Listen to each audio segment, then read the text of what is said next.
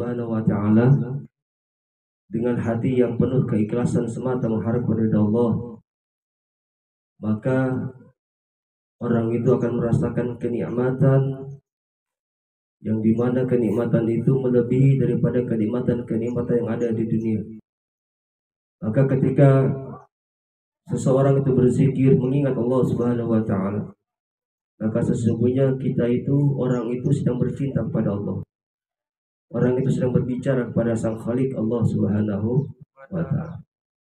Kita meminta, kita bercinta, kita bermunajat, kita berbicara kepada Allah Subhanahu wa taala. Dengan kita berzikir, dengan kita membaca kalimat tahlil, tahmid, tasbih, takbir dan lain-lainnya, ini adalah bentuk seorang hamba mengikat kalbunya, mengikat hatinya kepada Allah Subhanahu wa taala. Maka ketika orang yang berzikir menikmati zikirnya, ketika orang yang berzikir merasakan kenikmatan zikirnya, apa yang dia ucapkan, maka bergetar hatinya, bergetar tubuhnya, bergetar jiwanya. Karena kenapa? Karena menyebut asma yang besar, asma yang agung, yaitu asmanya Allah Subhanahu wa ta'ala.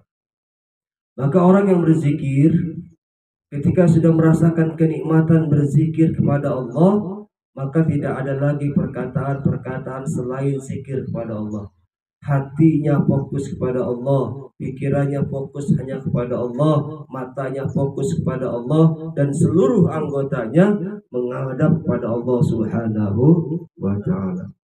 Ketika kita berzikir, membaca lantunan-lantunan kalimat-kalimat thayyibah, maka disitulah hati kita bergetar, hati kita merasa dekat kepada Allah Subhanahu wa ta'ala.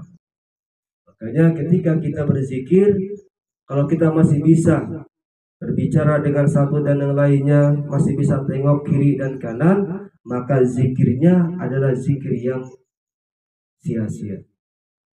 Zikir yang sia-sia gimana? Karena di hatinya belum bisa menghadirkan kecintaan kepada Allah Subhanahu wa ta'ala.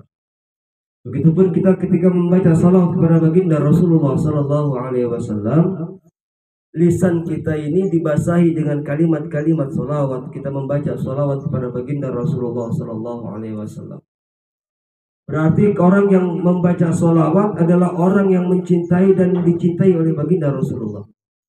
Orang yang membaca salawat berarti di dalam hatinya ada nama baginda Muhammad Rasulullah sallallahu alaihi wasallam. Maka ketika kita membaca salawat kepada Nabi, itu seakan-akan kita sedang berbicara dengan kekasih kita Nabi Muhammad sallallahu alaihi wasallam. Maka ketika kita bersalawat, hadirkan Rasulullah dalam hati kita. Ketika kita berzikir, hadirkan Allah, bahwa Allah ada di depan kita. Apakah Allah berbentuk? Tidak. Ya, semuanya itu kita kembalikan kepada hati kita, bagaimana kita bisa menyikapi sifat Allah Subhanahu wa ta'ala. Amalan-amalan yang diajarkan oleh baginda Rasulullah sallallahu alaihi wasallam yang kita kenal dengan sunnah, ya. Apa yang dicontohkan oleh baginda Rasulullah itu adalah sunnah yang harus kita ikuti, ya. Contohnya gimana? Ada sunnah fi'aliyah. Apa sunnah fi'aliyah ini? Adalah sunnah yang dikerjakan oleh baginda Rasulullah. Jadi kalau sunnah fi'aliyah adalah sunnah yang dimana Rasulullah mengerjakan dengan mencontohkan apa yang beliau kerjakan, maka kita mengikuti daripada contoh daripada baginda Rasulullah sallallahu alaihi wasallam. Dan juga ada sunnah qauliyah. Apa sunnah qauliyah? Sunnah qauliyah ini adalah sunnah yang diucapkan oleh baginda Rasulullah. Yang apa yang disampaikan oleh baginda Rasulullah itu adalah sunnah untuk kita kerjakan. Apa yang diucapkan oleh Rasulullah adalah sunnah.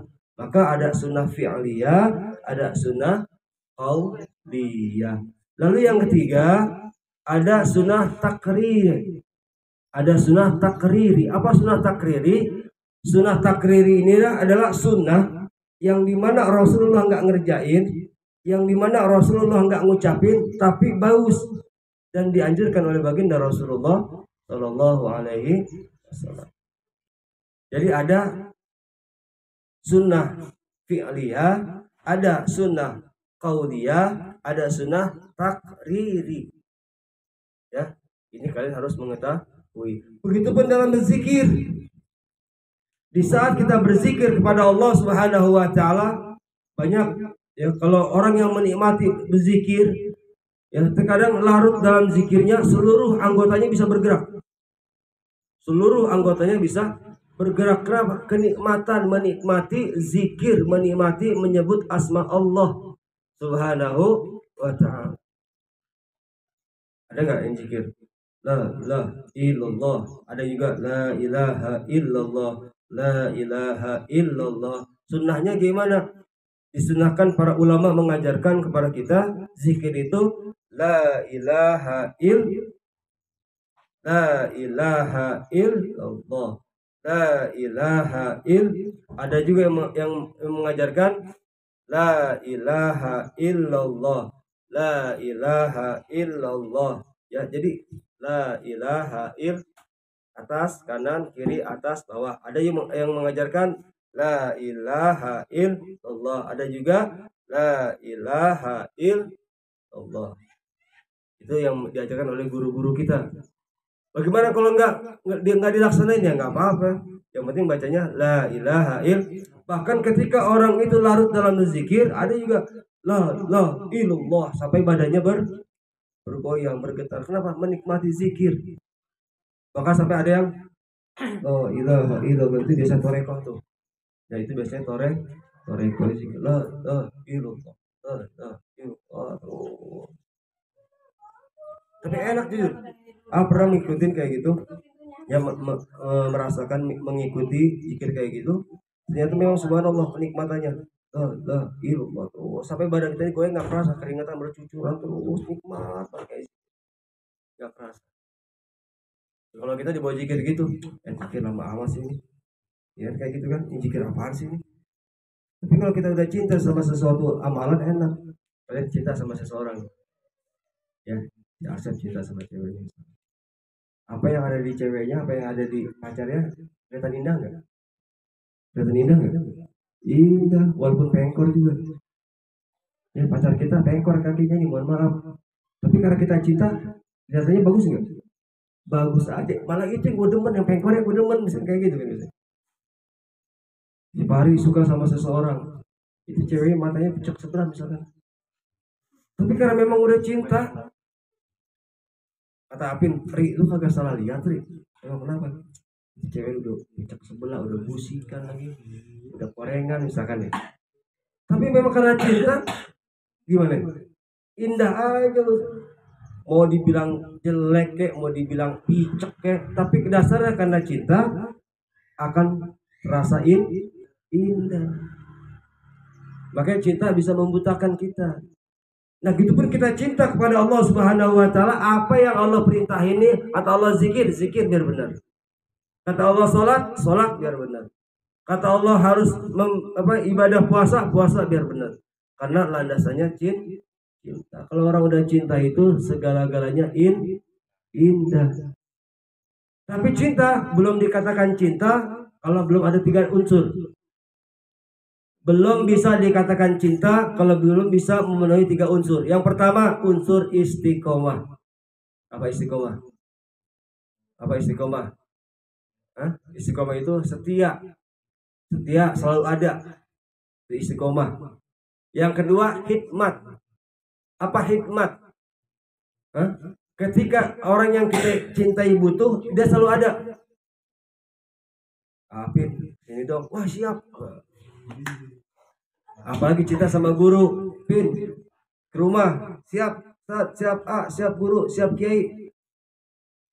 Meninggalkan perkara-perkara yang dimana yang itu mungkin lebih manfaat kita hadir memenuhi daripada perintah hikmat. Istiqomah, hikmat. Yang ketiga, pengorbanan. Ente belum dikatakan cinta kalau ente belum ada pengorbanan.